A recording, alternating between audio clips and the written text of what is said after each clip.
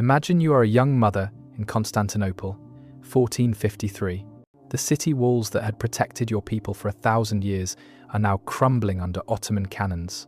Your husband has already fallen in battle. Now soldiers pour through the broken gates, shouting in languages you barely understand.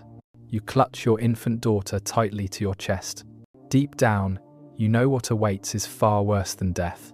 The Ottoman Empire is celebrated for its vast wealth, powerful armies, and glittering palaces. But behind the grandeur was another face of conquest. A system where women and children became property, calculated and catalogued as the spoils of war. This was not random chaos. It was organized, deliberate, and brutally efficient. The fate of defeated women followed protocols, registers, and laws. Their identities were stripped. Families were torn apart. Communities were shattered. Human suffering became a machine of empire. In this series, we will uncover the truth hidden behind the walls of history. What the Ottomans did to the wives of defeated warriors was not just cruelty, it was often worse than death itself. When an Ottoman army conquered a city or fortress, the violence did not end with the battle. It was followed by a chilling process of classification and control. Men above the age of 12 were often executed in groups. Sometimes even younger boys were killed if soldiers believed they could grow into future enemies. Women, however, were handled differently. They were herded into public squares, churches, or courtyards.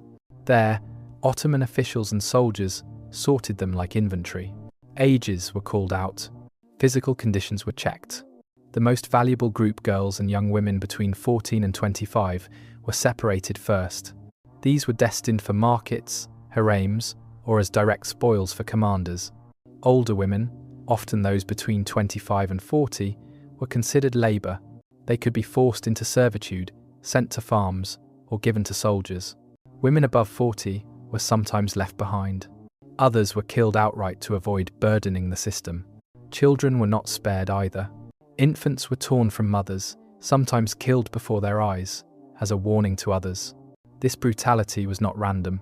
It was psychological warfare, designed to terrify survivors. By destroying families so openly, the Ottomans ensured that future villages and towns would surrender faster, knowing the cost of resistance.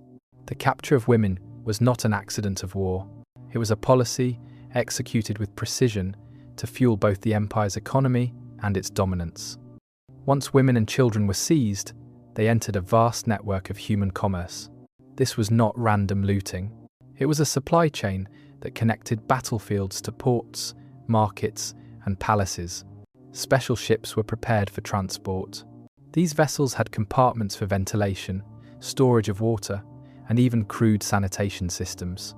Captives were loaded like cargo. Manifests recorded them alongside spices, silk, or grain. An entry might read, "Kins vermalis, ages 16 20, good condition." To the Ottoman system, they were merchandise, not people. Upon arrival in Istanbul, Bursa, or other key cities, captives were paraded in open markets. Buyers examined them as if they were livestock. Teeth were checked. Skin was inspected. Bodies were touched without consent. Virginity certificates were sometimes issued to increase value. Prices varied depending on age, beauty, origin, and perceived strength. Young European women fetched higher prices.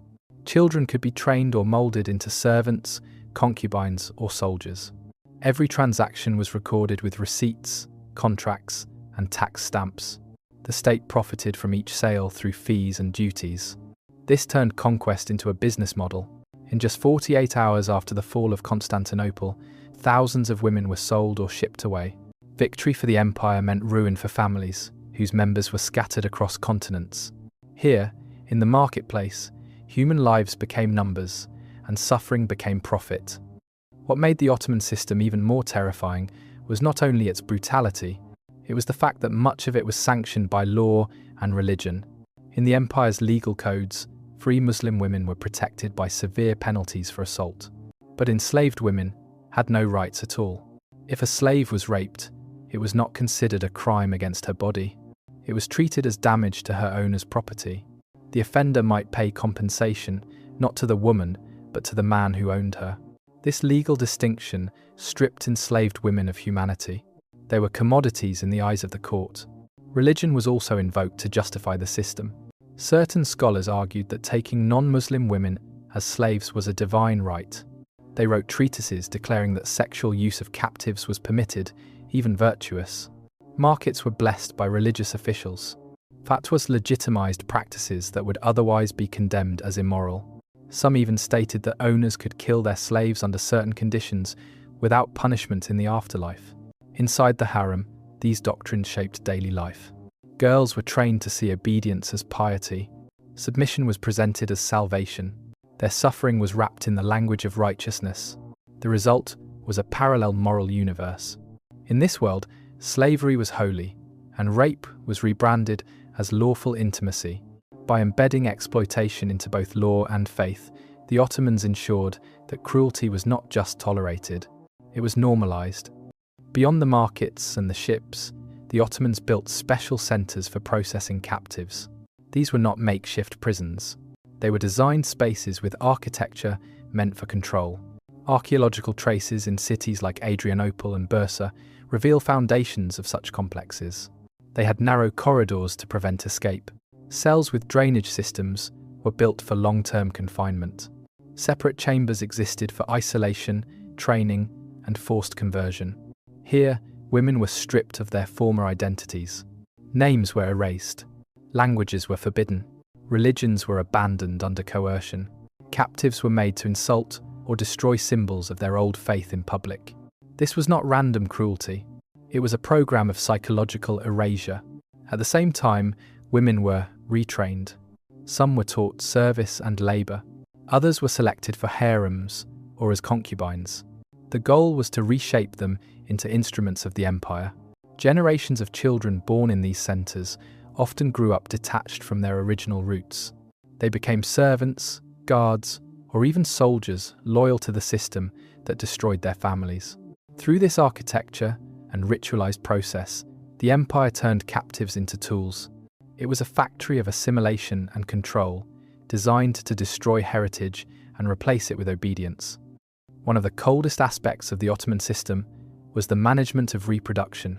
Women were not only servants or concubines, they were seen as sources of biological output. Records tracked pregnancies with precision. Age, fertility, and even infant survival rates were logged like agricultural data. Those deemed optimal for childbearing were given better food and medical care. But this care was not compassion. It was investment. Healthy mothers meant more children, and more children meant more assets for the empire. Women who could no longer conceive lost value. Many were reassigned to heavy labor. Some were discarded altogether. Infants were also divided by role. Boys could be raised for the janissaries or trained as administrators. Girls were assessed for future service or sale. Families were systematically broken apart to ensure loyalty to the empire, not to kin. The reproductive program was not random nature. It was a planned industry of human life. Every womb was a tool, every child a commodity, and every statistic became a justification for continued exploitation. Here, the most intimate act of humanity, giving birth, was twisted into a mechanism of control. The capture of women and children was not just a byproduct of war, it became part of a long-term strategy. Raids were scheduled like agricultural harvests. Every season, new villages were targeted to supply the empire. In regions like the Balkans, Crimean Tatars conducted regular slave raids. Entire communities lived in constant dread. Families built hidden shelters in forests or mountains. Villages disguised their daughters with ash or scars to make them undesirable. Some even mutilated themselves to avoid capture. Yet these desperate measures often failed. Ottoman raiders used torture to force survivors to reveal hiding places. The cycle of fear became self-perpetuating. Parents rushed early marriages for daughters to shield them. Communities adopted rituals of defense, shaping culture around survival. On the other side, Ottoman leaders measured success not only in land or loot, they measured it in human captives. Generals were rewarded for how many women and children they brought back. Merchants profited from every sale. Even the state treasury expanded through taxes and duties on slave trade. This turned conquest into an economic engine. It was not only about military victory, It was about sustaining an empire with human lives as currency. Over generations, the practice reshaped entire populations. It left scars in culture, memory, and identity that still echo today. The Ottoman system of conquest left scars that outlived the empire itself. Families were shattered. Generations were lost. Communities carried trauma that shaped their culture for centuries. Records and receipts show that this was not random chaos. It was a deliberate, organized machine. Archaeology reveals structures built for processing captives. Archives preserve contracts, ledgers, and fatwas that justified exploitation. These sources expose a truth that cannot be ignored. The wives of defeated warriors faced fates worse than death.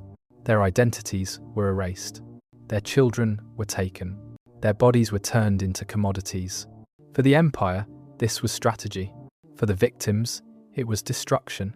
Looking back, the lesson is clear. When power is unchecked, and when law and religion are twisted into tools of control, cruelty can be normalized. Human beings can be turned into numbers, and suffering can be hidden behind the mask of order. This history is not told to place blame on faith or ethnicity today. It is told as a warning, because when societies forget, they risk repeating the same patterns. Remembering the past is the only way to prevent its return.